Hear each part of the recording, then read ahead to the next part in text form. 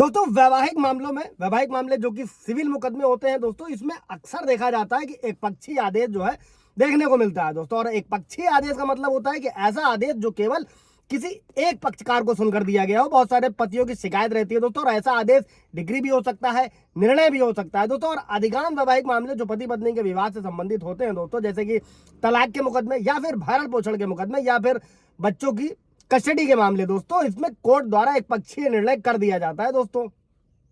अमूमन अधिकतर पत्नी के पक्ष में दोस्तों।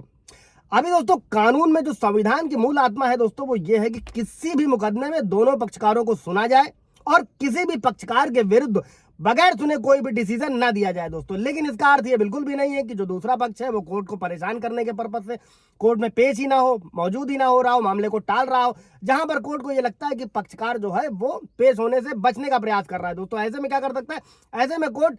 अपना पक्ष अगर नहीं रखता है अगला पक्ष, तो वहां पर जो है कोर्ट जो है उसके विपरीत एक पक्षी ऑर्डर कर सकता है दोस्तों। जय हिंद, नमस्कार, मैं एडवोकेट आशीष मिश्रा। लाइक कर दीजिएगा, शेयर कर दीजिएगा, सब्सक्राइब कर दीजिएगा।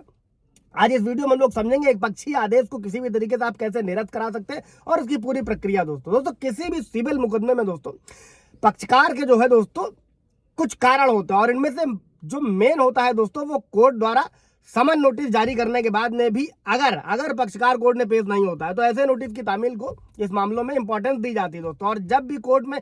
कोर्ट द्वारा समन या नोटिस जारी किया जाता है दोस्तों, तब जो ऐसा समन होता है या नोटिस होता है वो रजिस्टर्ड डाक के द्वारा यानी कि रजिस्टर्ड पोस्ट से भेजा जाता है। बहुत सारे व्यूअर्स के ये भी सवाल रहते हैं कि सर रिसीव ही नहीं हुआ दोस्तों। और रजिस्टर्ड डाक पर समन को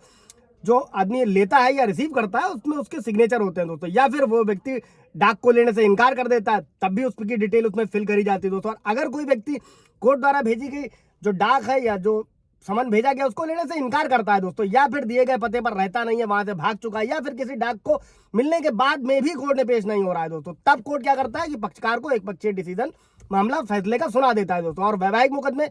जैसे तलाक का मुकदमा दोस्तों, इसमें एक पक्ष न्यायालय के सामने जो है जो दूसरा पक्ष होता है वो परिवार लाकर तलाक की मांग करता है दोस्तों, और दूसरे पक्ष की ये जिम्मेदारी होती है कि कोर्ट ने पेश होकर अपना पक्ष रखे और कोर्ट को ये बताए कि जिन आधारों पर अगला पक्ष जो है जो परिवादी है उसका तलाक मांग रहा है वो आधार झूठे हैं और उनका कोई अस्तित्व नहीं है दोस्तों। लेकिन ऐसे मामलों में दोस्तों जब दूसरा पक्ष कोर्ट में पेश नहीं होता है, तो जब कोर्ट द्वारा कई बार नोटिस जारी किया जाता है, यही नहीं दोस्तों बल्कि जो परिवादी होते हैं दोस्तों उनके घर वालों का सिग्नेचर या चस्पा भी किया जाता है, लगाया भी जाता है, उसके बाद भी विपक्षी कोर्ट ने पेश नहीं होता है, तब कोर्ट क्या करता है, एक पक्षीय आदेश सुना देता है दोस्तों। और इसमें केवल परिवादी को ही यानी कि जो दूसरी पार्टी सिर्फ उसी को सुना जाता है दोस्तों, और उसी के आधार पर मामले की जो है विवेचना कोर्ट द्वारा अपना निर्णय सुना दिया जाता है दोस्तों। अभी हम लोग आते हैं कि आप एक पक्षीय आदेश को कैसे निरस्त करा सकते हैं दोस्तों, अगर किसी भी तरीके से आपके साथ में कुछ ऐसा हुआ है तो। दोस्तों अगर ऐसा एक पक्षीय आदेश कानून के विपरीत किया गया है दोस्तों, यानी कि बगैर नोटिस भेजे या बगैर समन के तामील किया गया है, आदेश किया गया, सुनवाई नहीं की गई और तब कानून में ऐसे व्यक्ति को राहत दी गई दोस्तों, हिंदू विवाह अधिनियम 1955 की धारा 28 दोस्तों इसका प्रावधान करती है। सेक्शन को अच्छे से समझिएगा, और यह धारा ऐसे आदेश को हाई कोर्ट में अपील देने हेतु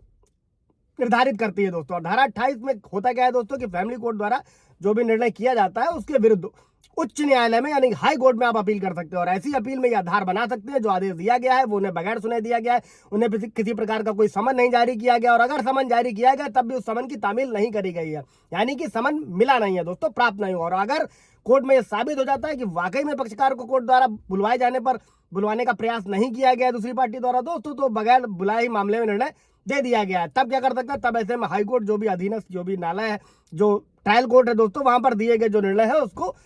खत्म कर सकता है दोस्तों, और मामले की सुनवाई को फिर से शुरू करने का आदेश दे सकता है। और ऐसे मामलों में दोस्तों कई सारे व्यूअर्स का सवाल रहता है कि सर 30 डेज की टाइमिंग है कि 90 डेज की टाइमिंग, और वो टाइम निकल गई दोस्तों। ऐसे में क्या करते हैं, लिमिटेशन एक्ट परिसीमन अधिनियम की धारा 5 का भी डिटेल रहती है दोस्तों, क्योंकि इस अधिनियम की धारा किसी भी मामले को कोर्ट में रखने वाली होने वाली जो देरी होती है उसमें छूट प्रदान करती है, और अगर ऐसी देरी में कोई वाजिब कारण अगर आप दे रहे हैं तब मामले में लिबर्टी देते हुए कोर्ट जो है आदेश कर सकती है। लेकिन देरी का कारण जो है दोस्तों वो वाजिब होना चाहिए, और अगर ये साबित हो जाता है कि कोर्ट में अपने सामने वो पेश होने के लिए दोस्तों सभी प्रयास किए गए थे, उसके बाद भी पक्षकार पेश नहीं हुआ था, तब ऐसे में हाई कोर्ट जो है किसी प्रकार की कोई राहत आपको नहीं मिलने वाली है दोस्तों। हालांकि इसलिए कोर्ट से आने वाली किसी भी नोटिस या समन की अवहेलना नहीं करी जानी चाहिए, और जिस डेट को कोर्ट ने सामने पेश होने को कहा गया है उस डेट में पेश होना चाहिए और अपने पक्ष को रखना चाहिए दोस्तों। कोई सवाल जवाब होगा कमेंट में पूछिएगा, ये पूरा मैटर था आप लोगों को ब्रीफ किया है, कोई सवाल जवाब होगा पूछिएगा। Thank you.